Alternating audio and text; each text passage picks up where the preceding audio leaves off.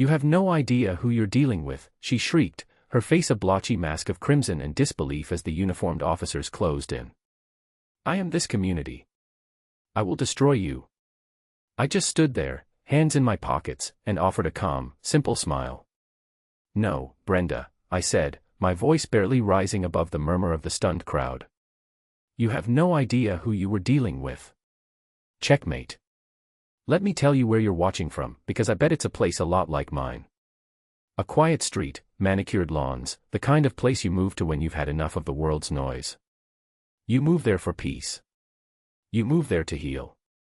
But what do you do when the noise follows you, when the monster isn't outside the gates, but is the one holding the keys?"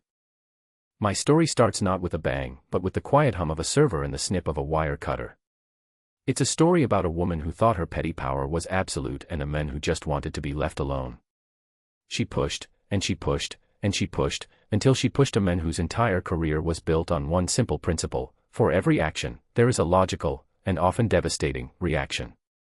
She just picked the wrong network administrator to mess with. It all began a year after my wife, Helen, passed away. The house we had shared for 2 decades felt less like a home and more like a museum of a life that was no longer mine. Every room echoed with a silence that was louder than any argument we ever had. I was a ghost in my own life, drifting through memories. My job, managing data infrastructure for a large financial firm, was my only anchor. I could work from anywhere with a solid internet connection, so I decided a change of scenery was less of a choice and more of a survival requirement. I found a smaller place in a development called Willow Creek Estates. The name itself was a caricature of suburban tranquility. The brochure showed smiling families, pristine little parks, and a community pool that sparkled like a sapphire. It was governed by a homeowners association, which I knew could be a double-edged sword, but the rules seemed reasonable enough. Northwest cars on the street overnight, keep your lawn tidy, don't paint your house purple. I could live with that. All I wanted was a quiet corner to rebuild my life, one line of code at a time. My house was at the end of a cul-de-sac, backing onto a small patch of woods. It was perfect. The most important feature for me was the small, climate-controlled basement room, ideal for my server rack. My work demanded a robust home network, secure, fast, and with multiple redundancies. I wasn't just streaming movies, I was managing systems that handled millions of dollars in transactions. My connection to the digital world was my lifeline, my career, my everything. I spent the first month setting things up. I ran a dedicated fiber optic cable from the street's main junction box, burying it myself along the property line, following all the city codes and getting the proper permits. It was a clean, professional job. I was proud of it. The hum of the servers in the basement was a comforting sound, a steady pulse in my quiet house. For a while, I had found it. Peace. Then I met Brenda. She introduced herself not with a welcome basket, but with a clipboard and a frown. She was the HOA president. Her name was Brenda Miller, but she carried herself like a queen surveying a realm of peasants. She was a woman in her mid-50s, with a helmet of blonde hair that looked like it could deflect small arms fire and eyes that seemed to be permanently narrowed in disapproval. "I'm Brenda," she announced, standing on my freshly mowed lawn as if she were claiming it. "I see you're new." "I am," I said, offering a hand she pointedly ignored. "Just moved in a few weeks ago. It's a lovely neighborhood."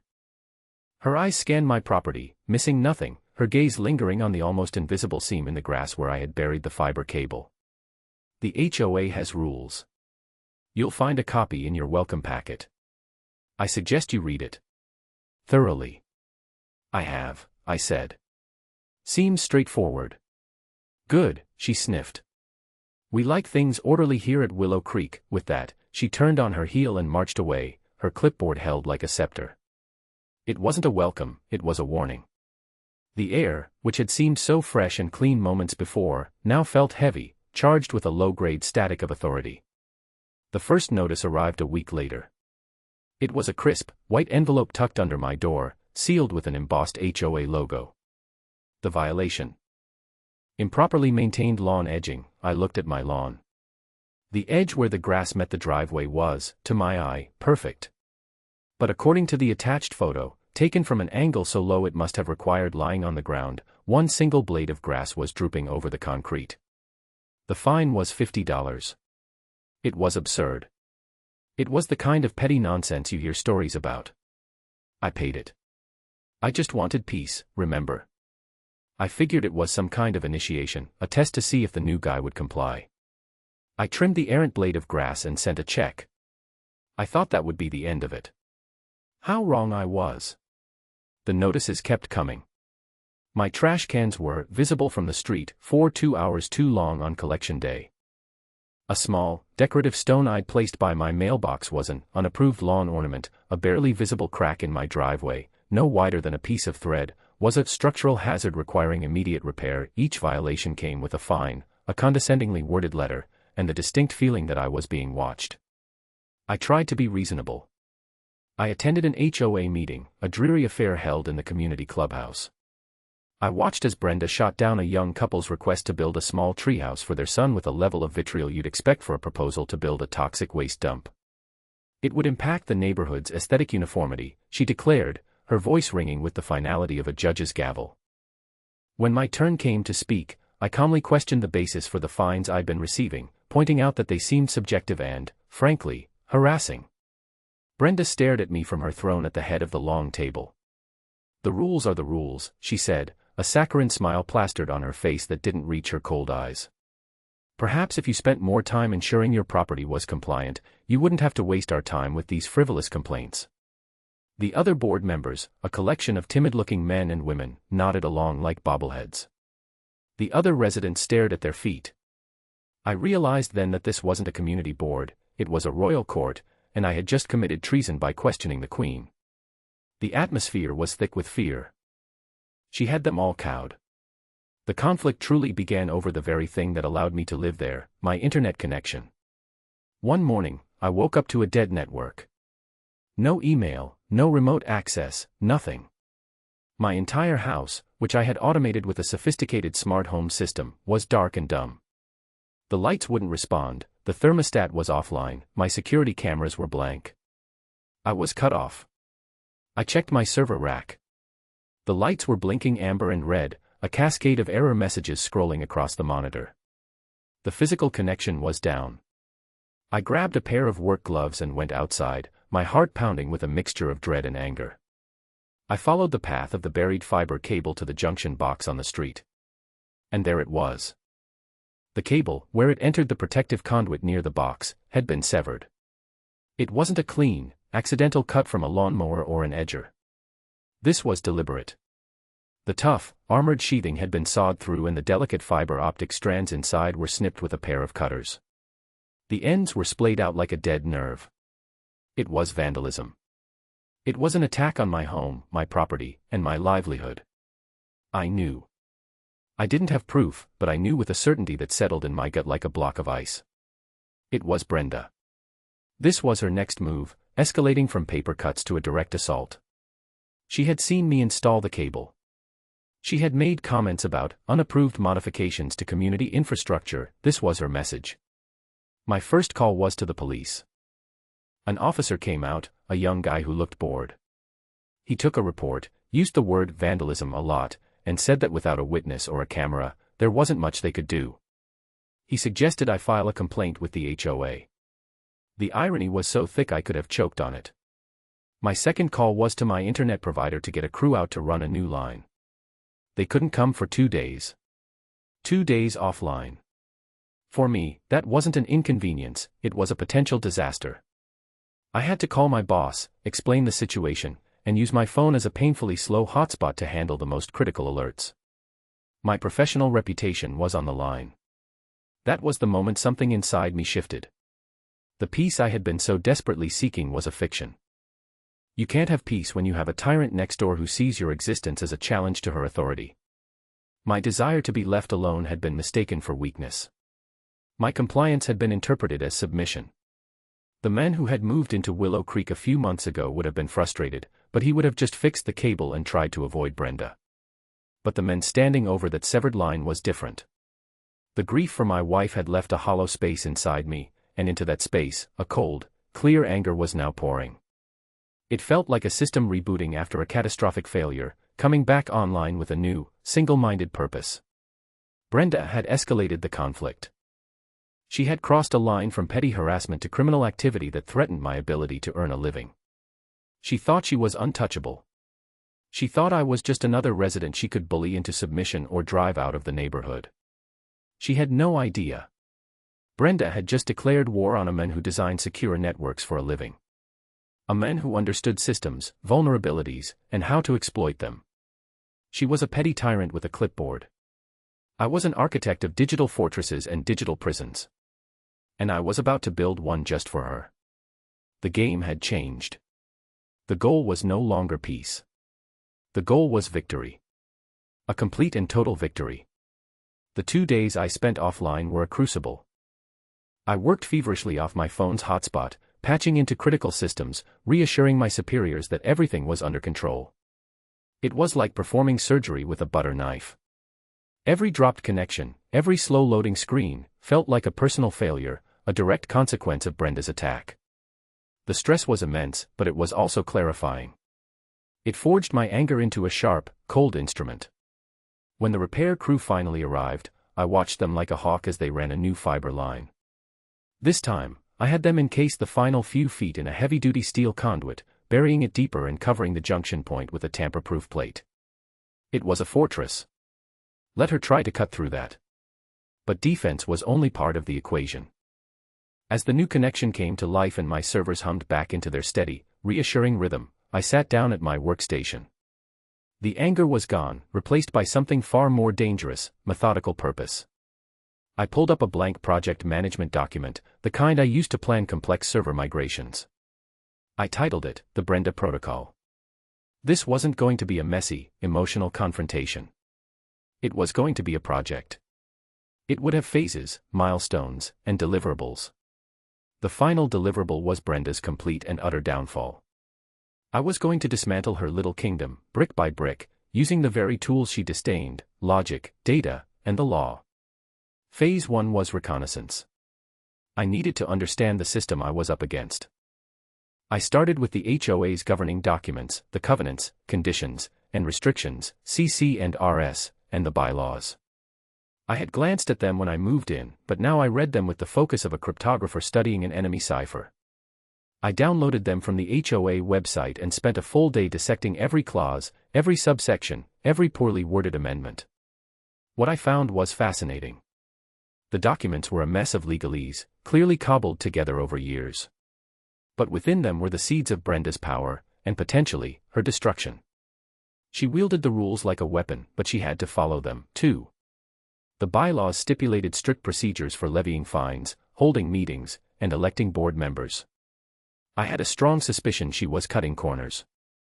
My second step was to gather physical intelligence. I needed eyes. My professional paranoia had already led me to install a good security system, but it was focused on my home's entry points. Now, I needed to watch the perimeter. I ordered a set of high-end, motion-activated, night vision cameras. They were small, discreet, and could be hidden easily. I placed one overlooking the driveway and front lawn, another with a clear view of the utility junction box, and a third covering the side of my house that faced her property. They all fed into a dedicated server in my basement, storing encrypted, time-stamped footage. Any move she made on my property would be captured. My investigation couldn't be purely technical, though. I needed human intelligence. I needed to understand the social dynamics of the neighborhood. I started taking walks in the evenings, offering a friendly wave to my neighbors. Most were hesitant at first, their smiles tight and nervous, as if friendliness was a finable offense.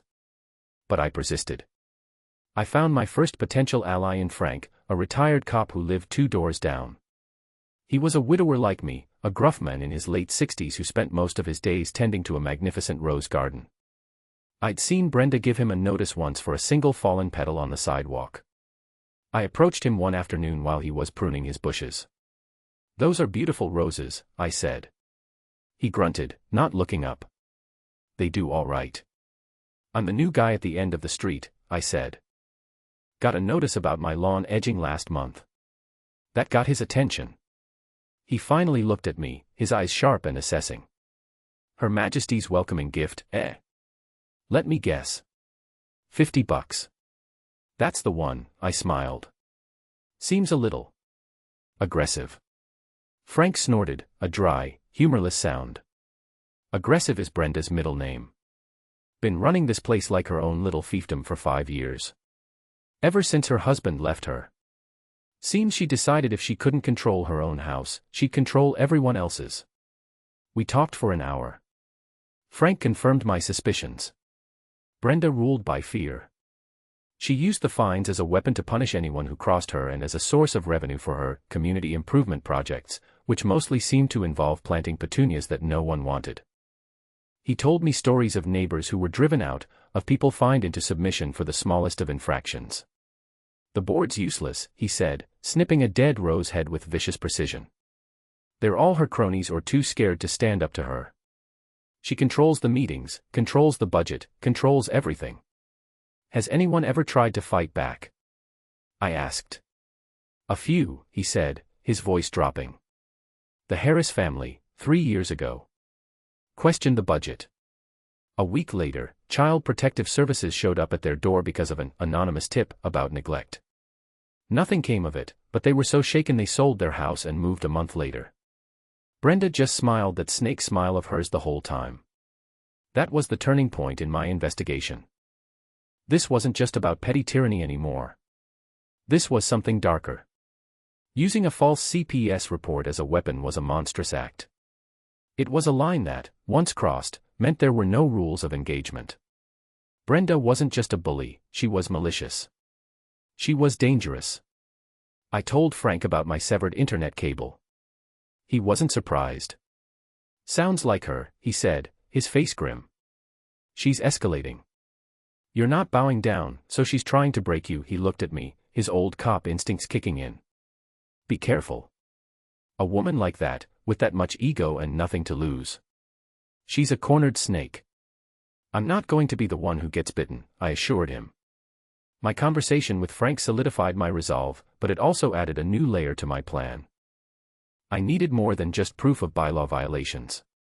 That would get her censured, maybe even removed from the board, but it wouldn't stop her. To truly neutralize the threat, I needed to find something bigger. Something criminal. Frank's story about the budget question stuck with me. Where there's smoke, there's fire. And where there's a tyrant controlling the money, there's often fraud. Phase 2 of the Brenda Protocol began, the financial audit. The HOA was technically a non-profit corporation, which meant its financial records were supposed to be available to all members.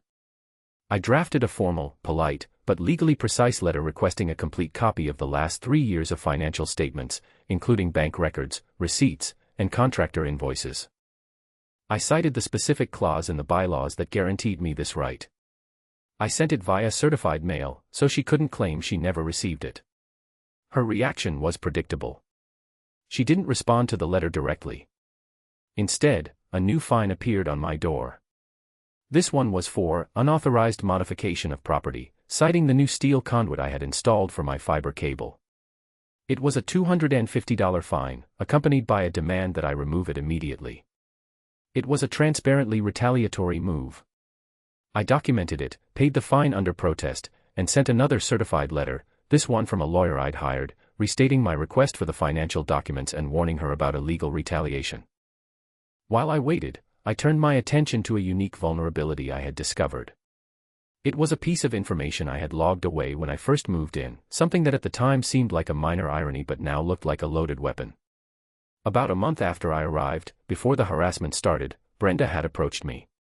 She had heard from the realtor that I was some kind of computer genius. Her own home was filled with a hodgepodge of smart devices, lights, locks, thermostat, speakers, all from different brands, all working poorly together. She wanted to hire me, off the books, to integrate everything into a seamless system. I want to be able to control everything from my phone, she had said, and have it just work. Against my better judgment, I had taken the job. I needed the cash, and I thought it might be a good way to get on her good side. I spent a weekend setting up a centralized home automation server for her, a small, quiet computer that acted as the brain for her entire smart home. I linked all her devices to it, wrote some custom scripts, and gave her a simple, elegant interface on her phone and tablet. She was thrilled. She paid me in cash and I promptly forgot about it. Until now. I had set up that server. I had configured the network. I had established the security protocols. And, being the thorough professional I am, I had installed my own custom remote access software on it for maintenance and troubleshooting. It was standard practice for me, something I did for all my clients. With her permission, of course, which she had readily given, eager for me to be able to fix any glitches without having to come over. She had given me the keys to her digital kingdom. I wrestled with the ethics of it for about 5 seconds. She had criminally damaged my property, threatened my livelihood, and was very likely embezzling money from my neighbors. She was using false CPS reports to terrorize families. My ethical qualms evaporated like dew in a desert. This wasn't about spying on her personal life. This was about finding evidence of her crimes. The server logs would contain a wealth of data: when her smart locks were activated, when her lights were on, when her network was active. It could provide an alibi for me and, potentially, incriminate her. I logged in. The connection was seamless. I was inside her network. I felt a cold thrill, the same feeling I got when I was about to untangle a particularly nasty piece of buggy code. I started by looking at the network activity logs for the night my cable was cut. And there it was. A log entry showing that her garage door smart opener was activated at 2:17 a.m.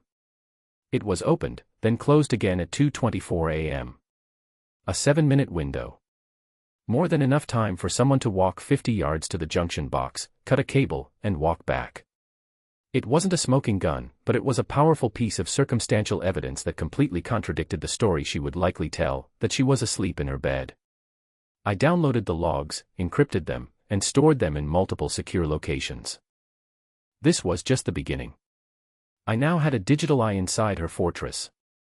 The trap was beginning to take shape. The lawyer's letter finally got a response. A thick manila envelope arrived, containing printouts of the HOA's financial statements. It was what she was legally required to provide, but it was almost useless. The statements were high-level summaries: landscaping, $50,000, repairs and maintenance, $35,000, administrative, $20,000. There were no details, no invoices, no bank records. It was an exercise in malicious compliance. She was hiding something, and she was hiding it in plain sight. But she had made a critical mistake. Included in the documents was a list of approved vendors.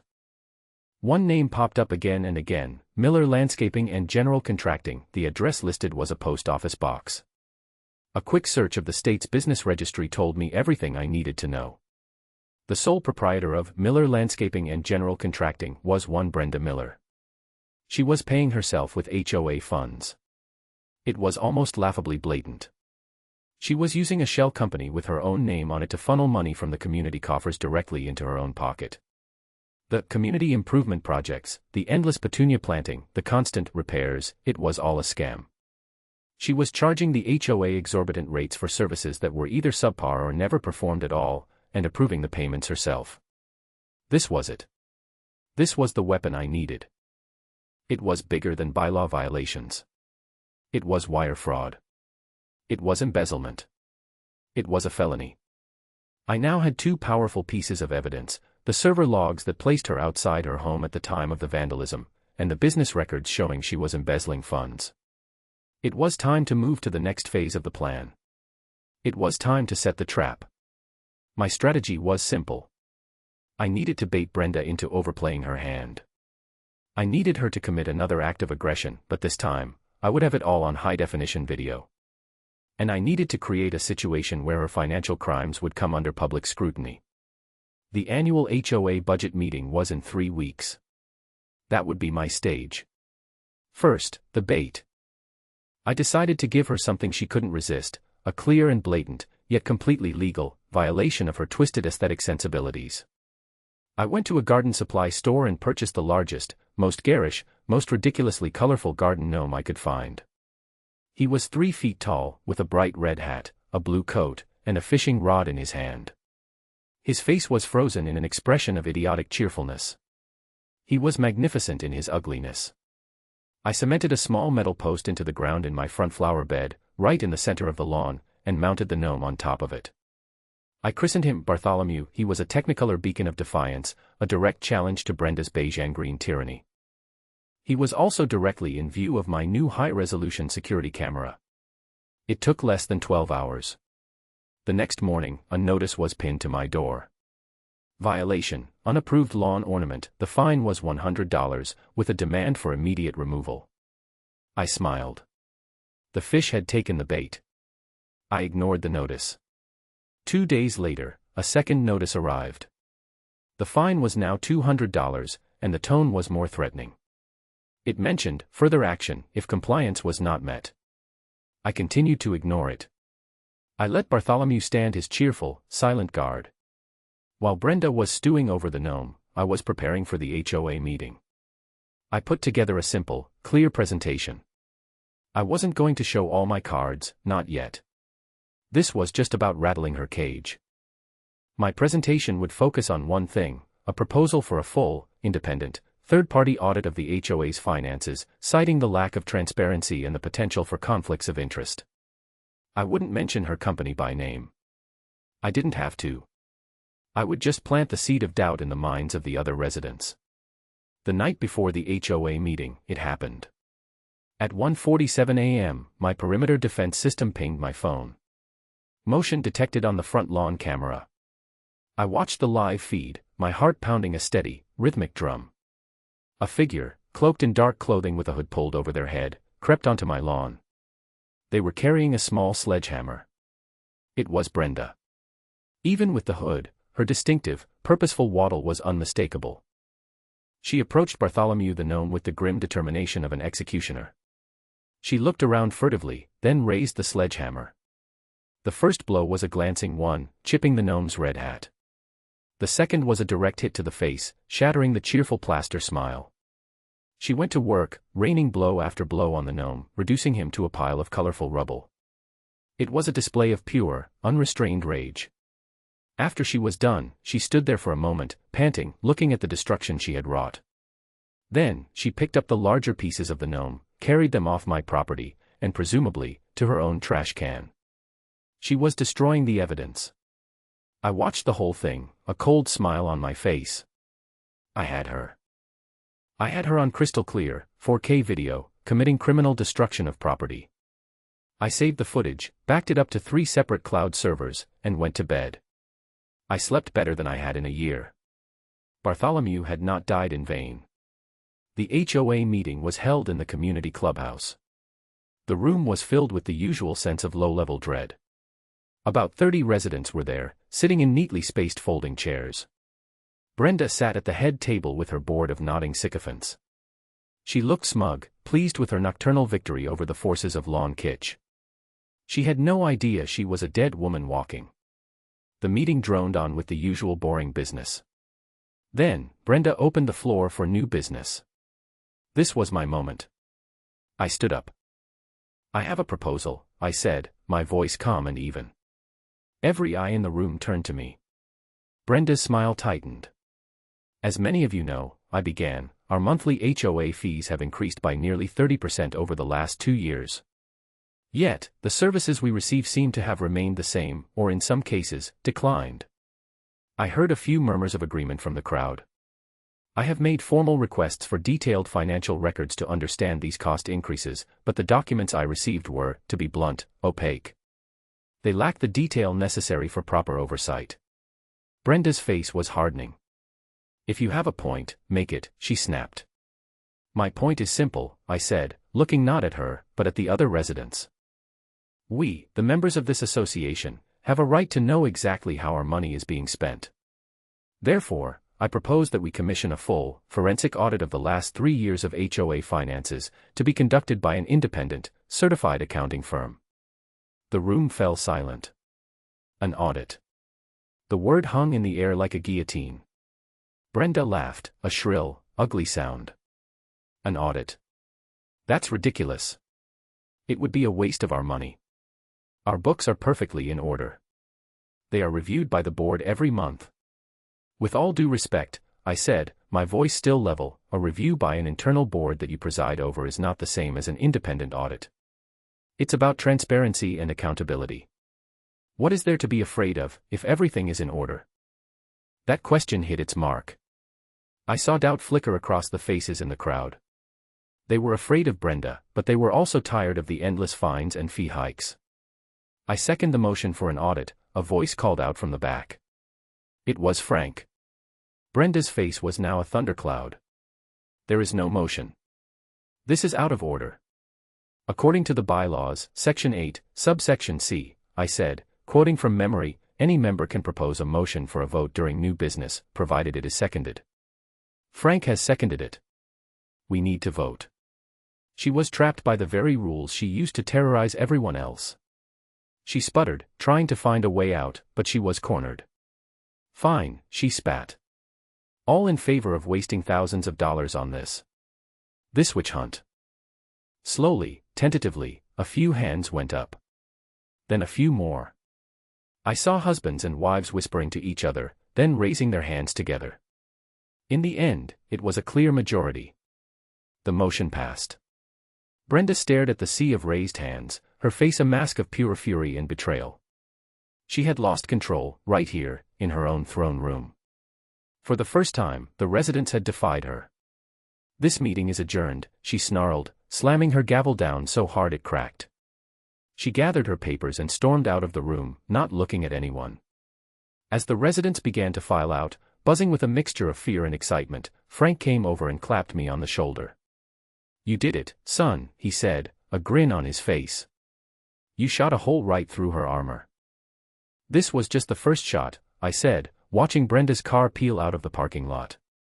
She's wounded now. She's going to get vicious. And I was right. The fallout from the meeting was immediate and brutal. Brenda had been publicly challenged and humiliated. Her power, which was built entirely on a foundation of fear and intimidation, had shown its first crack. A cornered animal is the most dangerous, and Brenda was now fully cornered. She abandoned all pretense of subtlety and launched an all-out war. The next morning, I found 2 police cars parked in my driveway. 2 officers were at my door, looking grim. An anonymous tip had been called in, they said, reporting a suspicious home-based business involving illegal server activity at my address. They had a warrant to inspect my property. I knew instantly it was Brenda. The phrasing was too specific. She was twisting my work-from-home profession into something sinister. I remained calm, invited them in, and led them down to my basement. I explained exactly what I did for a living, showed them my credentials, and let them inspect my server rack. They were clearly out of their element, looking at the blinking lights and neatly bundled cables like they were an alien artifact. After a half-hour of my patient explanations about data redundancy and remote access protocols, they were satisfied. They apologized for the intrusion and left. But the damage was done. My neighbors had all seen the police cars at my house. The rumor mill in Willow Creek would be working overtime. I was no longer just the guy who challenged the HOA president, I was now the guy the cops had to visit. Brenda was trying to isolate me, to paint me as a criminal. 2 days later, the second attack came. I received a call from my boss, the senior vice president of IT infrastructure. His tone was cold. I just got off the phone with a representative from your homeowners association, he said. A Mr. Brenda Miller. My blood ran cold. She had gone after my job. She filed a formal complaint, he continued, claiming that you are running a business out of your home in violation of your employment contract and using company resources for personal projects. She also made some very serious, though vague, accusations about unethical online activities. I spent the next hour on the phone, explaining the situation to my boss. I told him about the harassment, the vandalism, the campaign of intimidation. I was lucky. I had been with the company for 15 years and had a stellar reputation. He believed me, but he was still concerned. Look, he said, his tone softening slightly. I know this is nonsense. But human resources has to investigate. It's policy. We have to take any complaint like this seriously. It means a formal review, interviews, the works. It's a major headache. Brenda's attack was clever. Even if the investigation cleared me, which it would, she had succeeded in making my life difficult. She had cast a shadow of doubt over my professionalism and forced my employer to expend time and resources on me. She was trying to wear me down, to make the fight so costly that I would just give up and move. But she didn't understand. Every attack just strengthened my resolve. Every false accusation was another nail she was hammering into her own coffin. I documented the police visit. I wrote a detailed summary of the call with my boss and sent it to my personal email, creating a time-stamped record. The file of evidence against her was growing thicker by the day. The smear campaign didn't stop there. She started posting on the official HOA community forum, a private social media group. She didn't name me directly, but her posts were transparent. She warned residents about new elements in the neighborhood who were trying to undermine our community standards and who had questionable backgrounds. She hinted at ongoing police investigations and urged people to be vigilant. It was a classic campaign of insinuation and fear-mongering. I refused to engage. I didn't post a single reply. I just saved screenshots of every single post she made. It was libel, and it was more fuel for the fire. Through it all, I continued to prepare for the audit she was now desperately trying to stall. She was filing motions, claiming the vote was improper, demanding new meetings. It was all a delaying tactic, and I knew why. She needed time to cover her tracks. But it was too late for that. The final piece of the puzzle came from the most unexpected source. It came in the form of a quiet, nervous young man who knocked on my door one evening, long after the sun had set. He was in his early 20s, with Brenda's sharp features but none of her arrogance. His eyes were filled with a mixture of shame and determination. "Are you the man who's fighting my mother?" he asked. It was Brenda's son, Kevin. I had seen him a few times, visiting on holidays. I invited him in. He sat stiffly on my couch, refusing a drink. "I heard what happened at the meeting," he said, his voice low. "And I've seen what she's been doing to you. The police, the stuff online. It's what she does. It's what she did to my dad. It's what she did to me." He told me a story of a childhood lived under the thumb of a controlling, emotionally abusive mother. He told me how she had cut him off financially when he refused to go to the college she had chosen for him. He was working 2 jobs to put himself through a local community college, and he and his mother were completely estranged. "She uses money to control people," he said, his hands clenched into fists in his lap. "That landscaping company of hers. It's a joke. She started it years ago. My dad was a contractor. She'd get him to do the work, then bill the HOA through her company for triple the cost and pocket the difference. After he left, she just started hiring cheap day laborers and kept charging the same rates. This was confirmation of everything I had already suspected. But then, he gave me something more. A few months ago, I had to go to her house to pick up some old stuff of mine from the attic," he said. "She wasn't home. I was looking for some old bank statements of mine, and I found a box. It was full of her business records. The real ones. Not the fake invoices she submits to the HOA."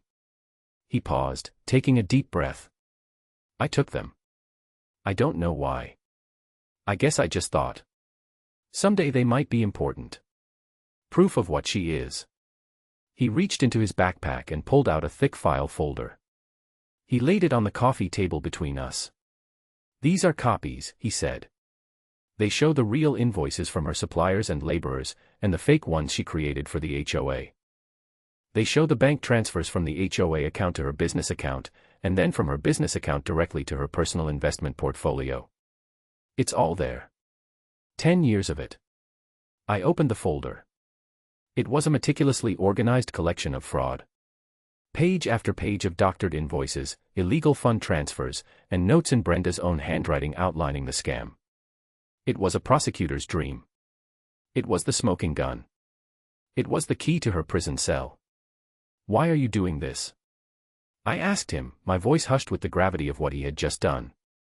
He looked me in the eye, and for the first time, I saw a flicker of his mother's fire, but aimed at justice, not tyranny. "Because she's a monster," he said simply. "And someone has to stop her." I now had everything I needed. The video of the property destruction. The server logs. The evidence of the smear campaign. And now, thanks to her estranged son, undeniable proof of felony embezzlement. The Brenda protocol was moving into its final phase. It was time to stop playing defense. It was time to end it. The next morning, I took the folder Kevin had given me, along with a hard drive containing all the other evidence I had collected, and I went to see my new friend, Frank. I laid it all out on his dining room table. He looked through the documents, his old cop's eyes sharp and focused. He watched the video of Brenda smashing the gnome, his jaw tight. When he was done, he let out a long, low whistle. "Good Lord," he said, leaning back in his chair. "You've got her. Dead to rights. This isn't just HOA nonsense anymore. This is grand larceny. This is years in state prison. So what's the next step?" I asked. "The next step," he said, a grim smile spreading across his face, "is you and I take a little trip downtown. I still have a few friends in the district attorney's office. We're not going to the local cops with this. We're going straight to the top." The meeting with the assistant district attorney was everything I had hoped for. Frank's connection got us past the gatekeepers. We sat in a sterile conference room with a sharp, no-nonsense prosecutor named Sarah Jensen. I walked her through the evidence, step by step, in chronological order. I presented it like I was presenting a system architecture diagram, logical, clear, and irrefutable.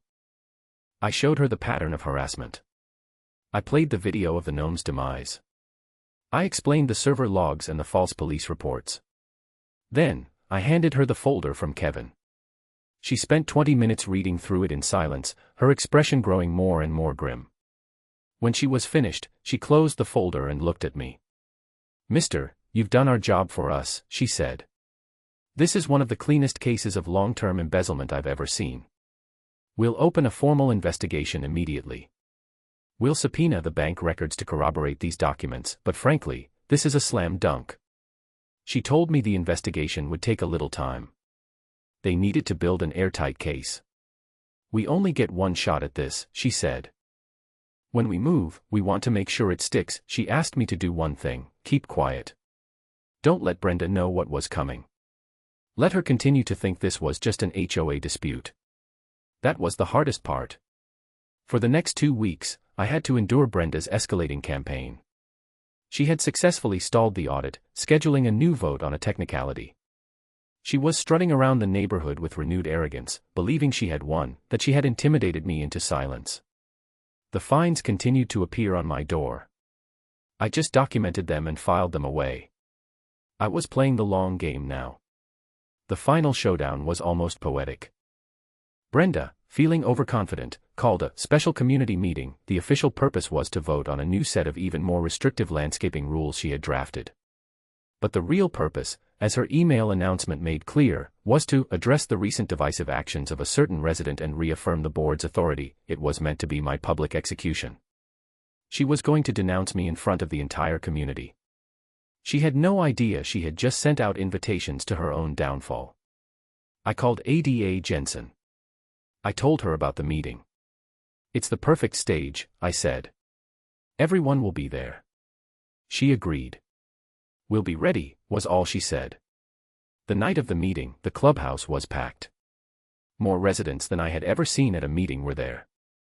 The air was thick with tension. Brenda was at the head table, flanked by her board, looking like a queen holding court. She saw me walk in and gave me a smile of pure, venomous triumph. She opened the meeting by launching directly into her attack. "For years, we have worked to build Willow Creek into a premier community," she began, her voice dripping with self-righteousness. "But recently, one individual has sought to destroy everything we've built with baseless accusations and a refusal to follow our simple, common-sense rules." She went on for 10 minutes, painting me as a disgruntled troublemaker, a threat to their property values and their way of life. I just stood in the back of the room, listening patiently. I let her dig her own grave a little deeper. When she was finally finished, she said, "And now, if this individual has anything to say for himself, he can do so." She expected me to argue, to deny, to make a scene. She wanted to shout me down and have me thrown out. I walked calmly to the front of the room and turned to face the residents. I had a laptop in my hand. "Brenda is right about one thing," I said, my voice carrying through the silent room. "There has been a campaign to destroy things in this community. And I have proof." I connected my laptop to the projector. The first thing that appeared on the screen was a crystal-clear, high-definition image, a still frame from the security video, showing Brenda, face contorted with rage, sledgehammer raised high over Bartholomew the gnome. A collective gasp went through the room. "This was taken at 1:47 a.m. 2 weeks ago," I said calmly. "This is your HOA president, criminally destroying my private property in the middle of the night." I let the image hang there for a moment, then I switched to the next slide, the HOA's financial summary, showing the massive payments to Miller Landscaping. "For years, our fees have gone up, and we've been told it's for maintenance and improvements," I continued. "What you may not know is that the primary vendor for these services, Miller Landscaping, is a company owned and operated by Brenda Miller herself." More gasps. Angry murmurs started to ripple through the crowd. "And what you also don't know," I said, my voice dropping for dramatic effect, "is that she has been systematically defrauding you. She has been submitting fake, inflated invoices and funneling your money directly into her own pockets." I then put up the evidence from Kevin's folder. Side-by-side comparisons of the real invoices and the fakes. Bank statements showing the flow of money from the HOA to her business to her personal accounts. It was undeniable. The scam was laid bare for everyone to see. Brenda was on her feet, her face pale, then beet red. "Lies. These are forged documents. This is slander. He is a criminal. He's the one under investigation." "Actually," a calm voice said from the back of the room. "She is." Two figures stepped through the door. A man and a woman in plain clothes. They flashed their badges. It was ADA Jensen and a detective from the DA's office. "Brenda Miller," Jensen said, her voice cutting through the chaos. "You are under arrest for multiple counts of wire fraud, embezzlement, and larceny." This was the moment. The climax of my entire plan. Brenda's world was collapsing around her in real time, in front of the very people she had terrorized for so long. Her face cycled through a series of expressions: shock, denial, rage, and finally, panic. "You can't do this," she shrieked, backing away from the officers who were now approaching the stage. "I am the president of this association. I have rights." "You have the right to remain silent," the detective said, his voice flat and bored as he pulled out a pair of handcuffs. That's when she turned her fury on me. Her eyes were wild. "You have no idea who you're dealing with," she shrieked, her voice cracking. "I am this community. I will destroy you." I just stood there, hands in my pockets, and offered that calm, simple smile. "No, Brenda," I said, my voice barely rising above the murmur of the stunned crowd. "You have no idea who you were dealing with." Checkmate. Her last, impotent threat hung in the air as they cuffed her. She continued to scream and struggle as they led her out of the clubhouse, a fallen tyrant being dragged from her throne. The residents, who had been frozen in shocked silence, slowly began to applaud. It started with a few, then grew into a wave of relieved, cathartic applause. They weren't just clapping for me. They were clapping for their own liberation. The aftermath was like the quiet that follows a violent storm. The air in Willow Creek felt lighter, cleaner. The oppressive cloud of Brenda's reign had been lifted. The community had to pick up the pieces, but for the first time in years, they were their own pieces to pick up.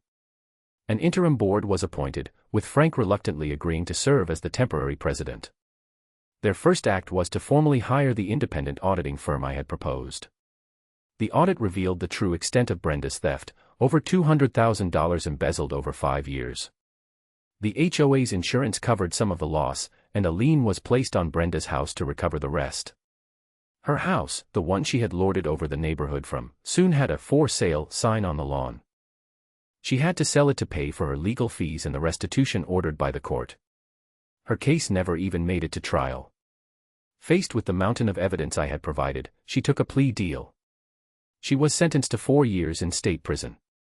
I saw a picture of her in the local paper, a mugshot where her face was stripped of all its arrogance, leaving only a hollow, defeated shell. The community began to heal. The new board, with Frank at the helm, went through the bylaws with a fine-toothed comb. They eliminated the most ridiculous and subjective rules. They established new, transparent procedures for finances and governance. Fines were no longer a weapon but a last resort. People started talking to each other again. The young couple who had wanted to build a treehouse for their son resubmitted their application. It was approved unanimously. I became something of a local hero, a title I was deeply uncomfortable with. People would stop me on my walks, shake my hand, and thank me. They called me the known liberator. I appreciated the sentiment, but I never saw myself as a hero. I was just a man who had been pushed too far, who used his particular set of skills to solve a problem. I had simply applied the logic of my profession to the chaos of my life, identify the system failure, isolate the corrupting element, and purge it. I did replace Bartholomew. I found an identical gnome online and mounted him on the same post in my flower bed. He stands there today, a cheerful, silent guardian of the peace I fought so hard to win. He's a reminder that sometimes, the most ridiculous-looking things can be symbols of the most serious victories. My life returned to the quiet I had originally sought when I moved to Willow Creek.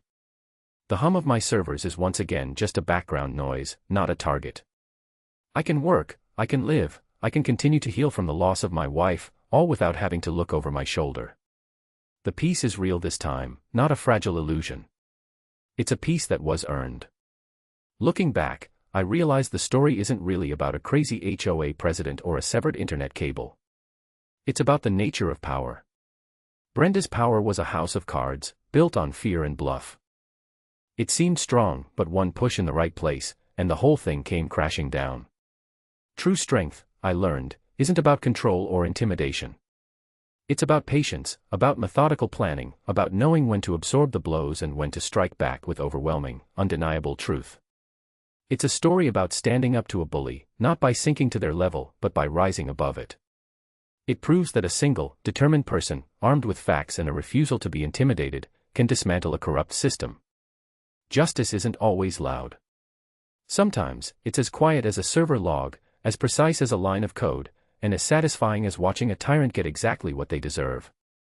So, I have to ask, what's the craziest rule your HOA or neighborhood has? And what would you do if a bully like Brenda tried to take over your life?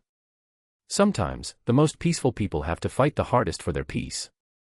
And believe me, it's a fight worth winning.